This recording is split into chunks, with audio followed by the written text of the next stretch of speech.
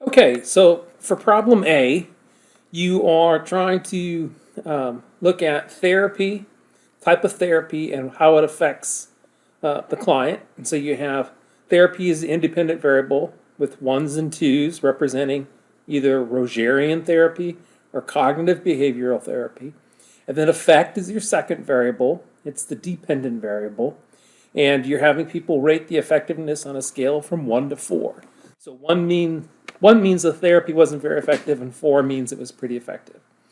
Okay, so this right here we have is the data view where we see the actual data. Oops. And we're going to switch now to the variable view. And what you should have done here in the variable view, you're naming the two variables, and then you're also indicating that there's 0 decimals. In other words, they come to you with just one single digit. And then you also need to indicate what the levels of therapy are. So for values, you would click on this here, and you would type in, if I were doing this originally, I'd type in 1 is Rogerian, and then I'd hit add, and then I would come again and I would say 2 is cognitive behavioral. I might abbreviate, and then I hit add, and when I get all those in there, I hit OK, and I've now labeled the levels of that variable therapy. Okay, effect, there's no levels to name there because effect is just a quantitative variable. All right, so now let's go through the different questions you have to do for problem A. So the first one, you need to do a frequency table for therapy type and effectiveness. So I'm going to come up here to analyze, descriptive statistics, frequency, and then I have this dialog box. And when you see it, it's going to start off like this. I'm going to grab both of those. Control A does that. Pull them over here. Then I'm ready to go.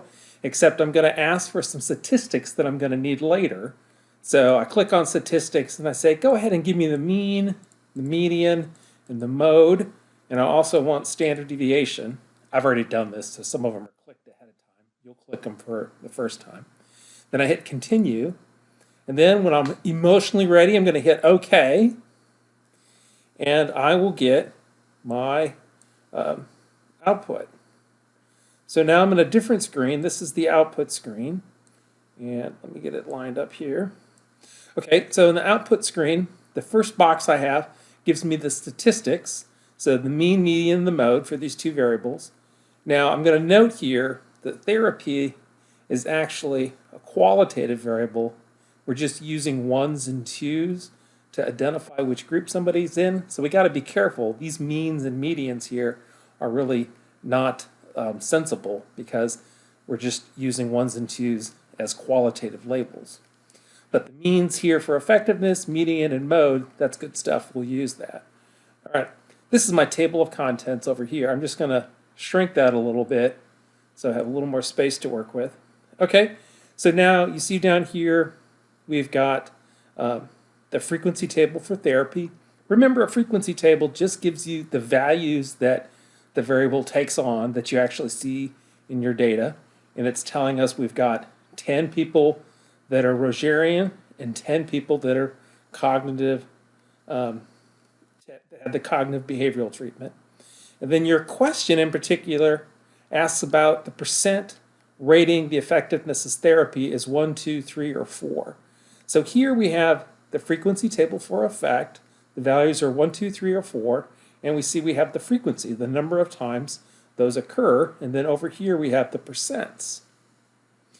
So let's see if I can get a pen here to work with. So this right here, the first, how many people were in that first category? 20%. How many people were in that second category? That was 30%. The third category was 25%, and the fourth category was 25%. So those are the four numbers that first part of question 1 are asking you to give, those 4 percentages. Okay, and then the last says, what percent are 2 or lower? Well, here's 2. So if I go over here to the cumulative percent, that tells me the percent that are at that point and lower. So that's 50% rated the therapy as an effectiveness of 2 or lower. All right, so right there, that polishes off number 1. And let's go ahead then and do problem 2 that says graph the frequency distribution of effect and roughly sketch below. And the hint is, what type of variable is effect? So if I'm going to do a frequency distribution of effect,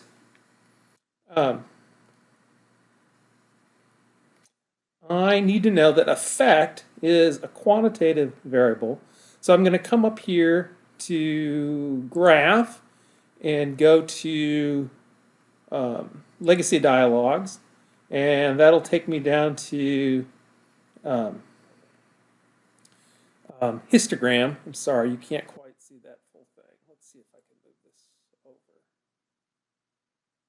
Graph, legacy, histogram, and then that dialog will pop up, and it would look like this when let's reset it. When you were starting. Okay, so graph the frequency distribution of effect. I'm just going to move that over there, and that's it. It's going to give me a histogram, which is the kind of graph that I can do for frequency for quantitative data. And I hit OK, and then I will get this handy dandy. Then I have my frequency distribution for effect.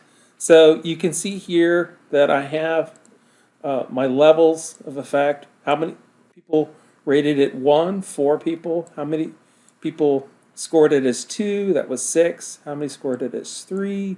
That was 5. How many scored it as 4? That was 5. And so that is the sketch I would need to do. You would have the effect would be down here, and then this is just count or frequency over here on the y-axis.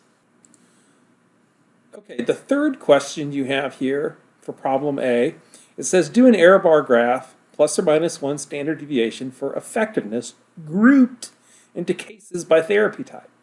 So I'm going to go up to graphs, legacy, and then down to error bar, and I'm going to do the grouping things. So it's already set for the right one, summaries of groups of cases. And then I am going to, let's reset this. I'm going to take my independent variable, which is therapy, and that's going to go on the x-axis. And my dependent variable, effect, is going to go on the y-axis.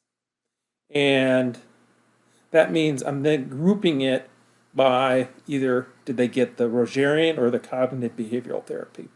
So then before I hit OK, remember I got to come over here and change the bars to standard deviation with a multiplier of 1.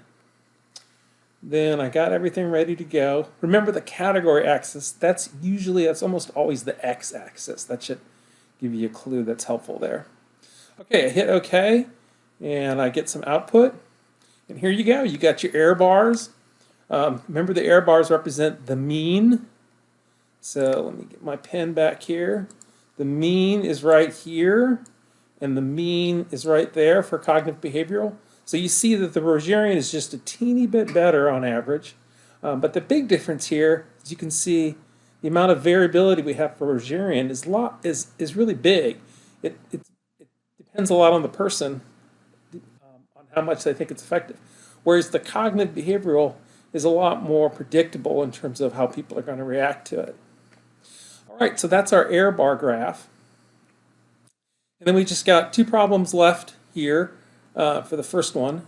Question 4 says calculate the overall mean, median, mode, and standard deviation for effectiveness. Remember, the only way you can get mode is with the frequency procedure, and we already got that data before. So if we come up here, if it's asking for the mean, median, mode for effectiveness is here. So there's the mean, the median, and the mode. and the standard deviation for effectiveness. Those values right there answer question 4.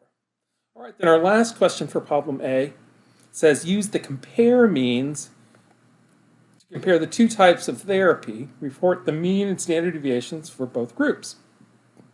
All right, so I'm going to come up here to analyze. Compare means, that's simple enough. I got my little dialog window here. I'm going to reset this.